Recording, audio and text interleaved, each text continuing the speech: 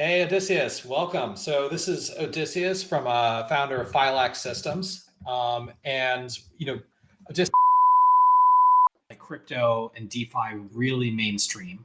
But one of the things that's always been really scary has been stuff on the security front, right? We can't Yeah. ask users to put their trust in crypto if we think there's a pretty high likelihood that they're going to be faced with hacks and ways that they can lose their money that they're not used to lose their money, right? Everyone's used to losing money somehow, but crypto presents some unique ways to lose money.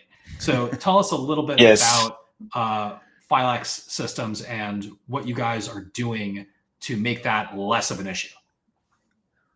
So I want to start with a statistic to frame. I can't hear him. Can you hear him? I can hear him. You can. Okay. We're having some I'm screwing stuff up. Go ahead. We're live, going. Baby. You gotta love it. We're live on the internet, but don't worry, we can fix it in post. Murphy's Law, yeah. This is all on my end. Nice. We've talked so many times.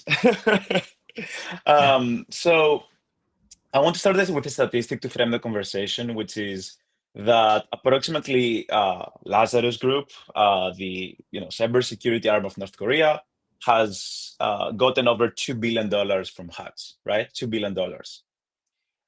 Their nuclear program over the last 50 years has costed about $1.6 billion, right?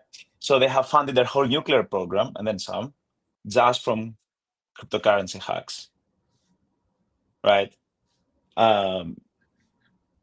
So, it's a very important problem. It goes from, everyday people losing money to an actual problem of, national defense. And I think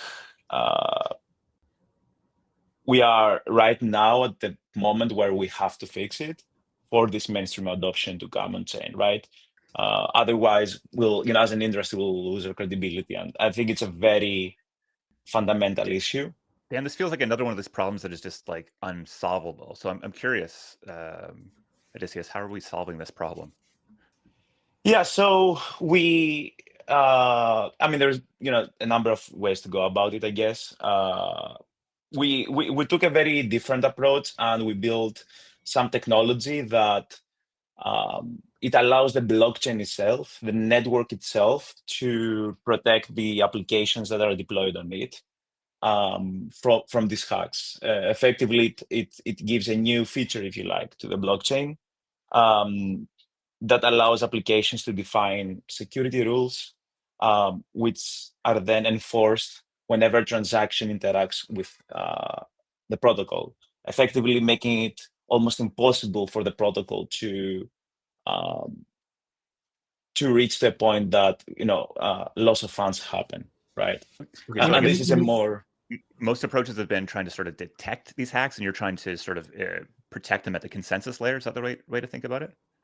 That's a great way to think about it.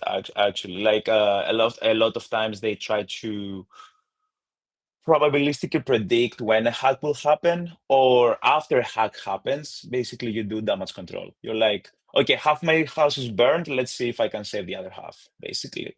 But half the house is already burned, and there's nothing you can do about it. While we say, okay, what if we make a few changes, a few upgrades, improvements, and actually the moment that the house is going to be burned, we actually stop the fire right there. So if we want to get like a little technical about this, right? One of the things that happens when you're kind of an application builder writing smart contracts is you're always thinking about what's the most efficient way to get this done, right? You want to make sure your smart contracts are secure, but you don't want to have overkill because there's a lot of kind of computational overhead, a lot of extra gas that's then involved here. So you're going to do whatever you think is like the minimum reasonable amount of safety checks on an individual transaction before it's approved. What Phylax does with their credible layer is they actually say, hey, all the extra checks that you would do if you wanted to be 100% certain to check like these are the rules that should never be broken, right? You should never allow anybody to withdraw from this protocol more than their balance at the start of this transaction, right? Like there are certain rules that you are like what we call invariants that you want to check, but you don't expect those invariants ever to be broken, so it doesn't make sense to necessarily check them on every single transaction in the smart contract code. Phylax allows you to check that before they get sequenced. So even if it's not included in the core smart contract itself, you can separately define them, and Phylax will ensure that the sequencer will not include that transaction in a block if it breaks any of these predefined invariants. All right, so I'm not setting the limits in my MetaMask anymore. You guys get to do that for me. We allow you to do it in a more powerful way. Effectively, a lot of the times, vulnerabilities are introduced because it's very complicated for a developer to think about all the different ways the code can interact within its own protocol and other protocols and reach to a state that we consider faulty, right? Where you have all my DAI, right? Or Sky now, I guess. With our system, we allow you to define just the faulty state, right? That you should never have another user's balance, let's say, right? And it doesn't matter how the system reached that point. So it's a much more simpler way to reason about security, but just thinking about what you want to never happen, instead of trying to think of all the ways that this can happen. So I think you put a really fine point on the scale of the risk here. I mean, it is kind of crazy how few people are talking about $2 billion going to North Korea. I know there's some very vocal voices out there, but they seem to be drowned out. And they seem to be drowned out in large part by conversations around DATs. And you actually posted a blog post recently that I think was sort of this interesting connection between those two, that you'd say DATs are the last early adopters. And I'm curious if you could sort of talk us through your thinking there. Yeah, so we have MicroStrategy started this new type of, let's say, investment vehicle. They're great at what they do, right? They're the masters at financial engineering, and I think the other DATs will try to compete with that yield, right? And in order to do so, they will have to chase yield in other ways, namely through DeFi, right? Which is an avenue that MicroStrategy doesn't have. And that's why they were so good at financial engineering. And I think that DATs are the first type of institutional adoption from this more traditional sector that we will see for DeFi, right? And that's why I call them the last early adopters, with the first early adopters being liquid funds and all these type of crypto native firms. Now we're seeing DATs chasing DeFi yield, or will start to. And I think for them, security will be very important, right? Because they have a totally different risk profile than risk appetite than the others.